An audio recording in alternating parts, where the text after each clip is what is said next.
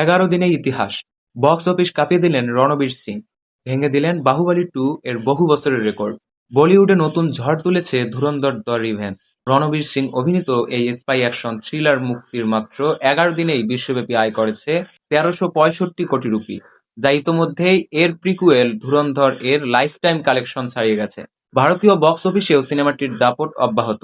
প্রথম সপ্তাহে 637 কোটি রুপি আয় করার পর পরবর্তী 4 দিনে যোগ হয়েছে আরও 230 কোটির বেশি। ফলে 11 দিনে ভারতের নেট কালেকশন দাঁড়িয়েছে 867 কোটি রুপি। তবে সবচেয়ে বড় চমক এসেছে বিদেশের বাজারে।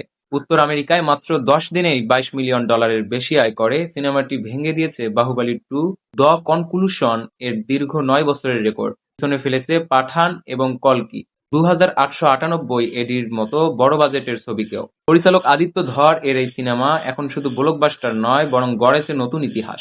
প্রশ্ন এখন একটাই, এই ঝড় কোথায় গিয়ে থামবে? সেটি এখন দেখার বিষয়।